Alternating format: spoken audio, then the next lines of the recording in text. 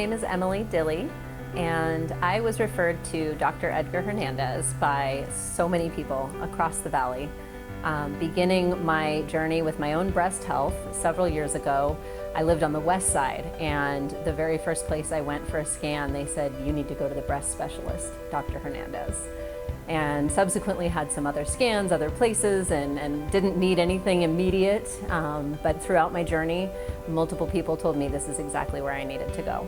So for my whole family, breast cancer is something we always knew existed. We never thought it would affect us. My mom used to say, "Oh gosh, if I ever got breast cancer, I'd just take them off," and thought then I could wear cute tank tops. Well, in 2014, my mom was diagnosed with breast cancer, and it was terrifying.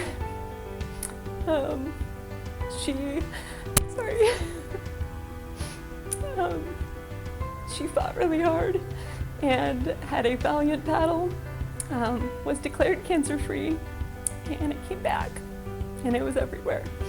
And after we found out it was back, she lived only 8 months. So I lost my mom in 2016 to breast cancer, triple negative.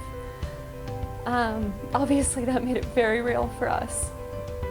During the course of her treatment, I found a small lump in my own breast, which was terrifying, of course.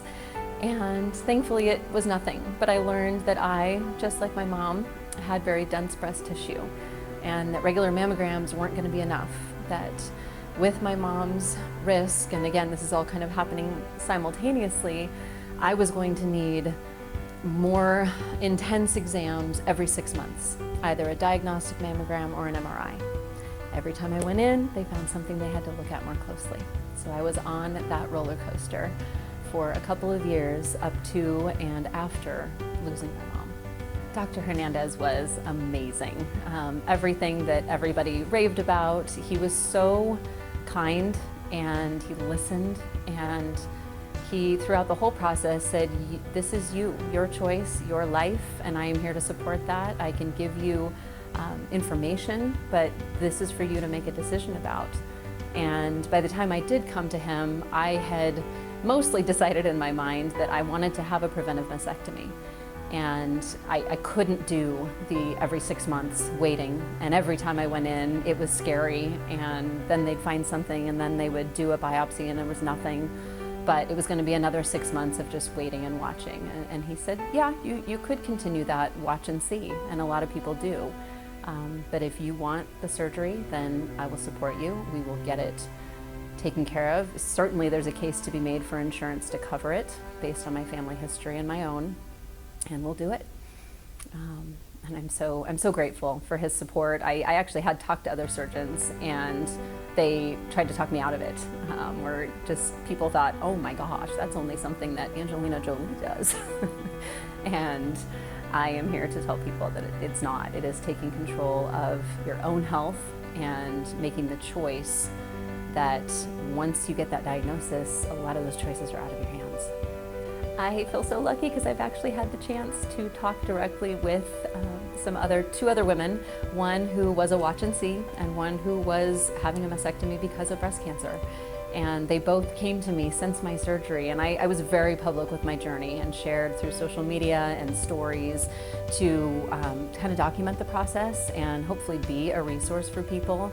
And the one woman who was considering it as a preventive measure did go through with it and is so grateful and continues to thank me despite the pain and some of the recovery, and there can be hiccups, but she's thankful she did. And then the woman that had breast cancer, we talked for hours on the phone. I've still never met her in person, but I feel like I've developed this bond with someone that I was able to say, "Hey, you can do this, and you will survive this surgery, and you will come out stronger, and it is so worth it."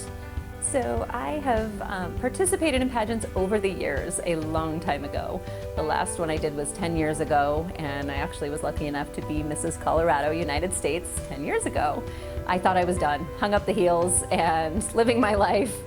But as I was planning recovery from the mastectomy, which was just in April of last year, my husband even said to me, "You know, you do better when you have a goal, and getting back in the gym is going to be different, and it's going to be hard, and you are kind of starting over building your body and strength, and everything is going to be different.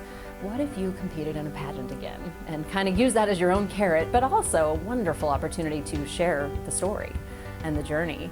And so I committed to it in the midst of that surgery and recuperation period, and then reached out to them and said, hey, save me a spot, I'm doing this. And got very serious about it in January, and then competed in the Mrs. Arizona pageant in July, and I won. My mission as Mrs. Arizona is to normalize the term previvor, which a previvor is someone who takes action to reduce or eliminate the risk of genetic cancer before it develops. And I am a previvor.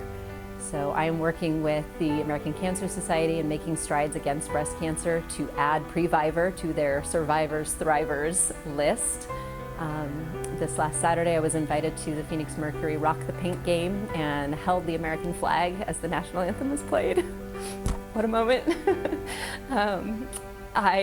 These opportunities, and this is why I did this, why I got on the stage at Mrs. Arizona and look forward to going to Mrs. America, a bigger stage, just to share this journey. And I really want to educate women about this option, that we have a choice. We don't have to just sit back and wait for a breast cancer diagnosis.